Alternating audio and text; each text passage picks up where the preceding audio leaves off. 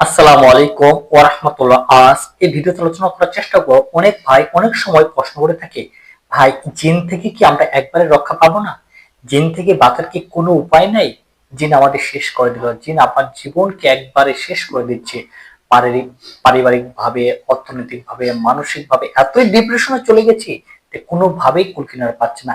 এমনকি কোনো জিনিস নাই, এমনকি কোনো পদ্ধতি নাই যে জিনিসগুলোকে দেখলে বা যে পদ্ধতি অবলম্বন করলে জিন সবচেয়ে বেশি ভয় পায়।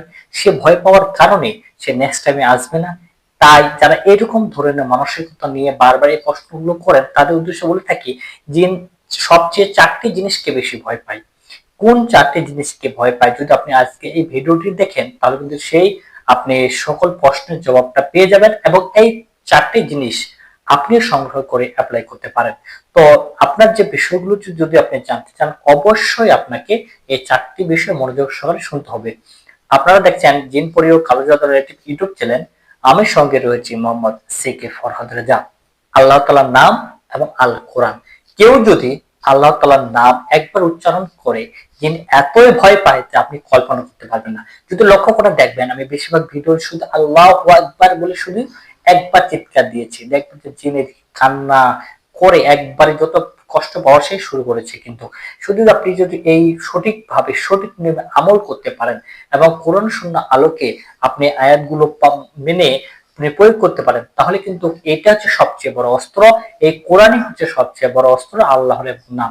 এটা যদি আপনি ব্যবহার করতে পারেন, তাহলে কিন্তু সবচেয়ে এটাইকে জিন বেশি ভয় পায়। যেমন আমরা যারা মুতাব্বিগুলো রয়েছি, আমরাও কিন্তু কোরআন আয়াত দিয়ে কাজ করি বলেই তারা আজকে আমাদের কাছে পরাস্ত হচ্ছে। না হলে কিন্তু তারাই কিন্তু এই পৃথিবীর বুকে রাজত্ব করতো।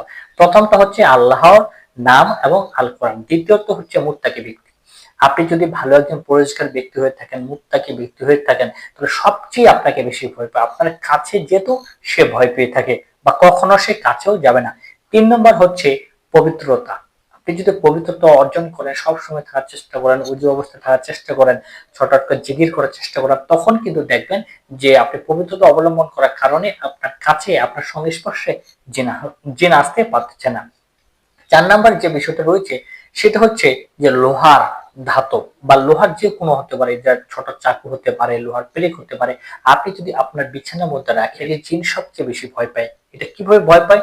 সে লোহার পেরেক রাখলে বিছানায় হবে না, বা আপনার কোনো অস্ত্র বা ছুরি রাখলে হবে না। সেটার উপরে কিছু কাজ রয়েছে, কিছু কোরআনের আয়াতগুলো রয়েছে। এই কোরআনের আয়াতগুলো পাঠ করে যদি আপনার সাথে আপনি রাখতে পারেন, আপনার বিছানার মধ্যে রাখতে পারেন, আপনার বালিশের নিচে রাখতে পারেন, তাহলে কোনোদিন কোন চালান জিন আর আপনার ক্ষতি করার জন্য আপনার কাছেও যেতে পারবে না।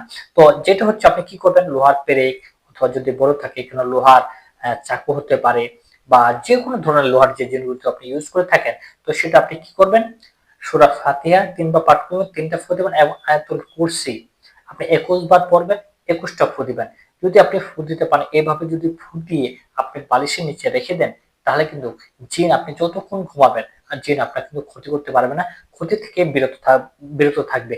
কারণ জিনগুলো বা যে ত্রান্তিকগুলো রয়েছে, যখন আপনার উপরে জাদু প্রভাব ফেলে বা জিন চালান করে, তারা কিন্তু রাত্রেই কিন্তু সবচেয়ে বেশি ক্ষতি করার চেষ্টা করে। যদি আপনি এই আমলটা করেন, তাহলে কিন্তু সেই জিনের ক্ষতি থেকে আপনি বাঁচতে পারবেন ইনশাআল্লাহ। তো এই 4টি বিষয় যদি আপনি মেনে চলার চেষ্টা করেন, তারপরে কিন্তু আপনি জিন থেকে বাঁচতে পারবেন ইনশাআল্লাহ। আসসালামু আলাইকুম।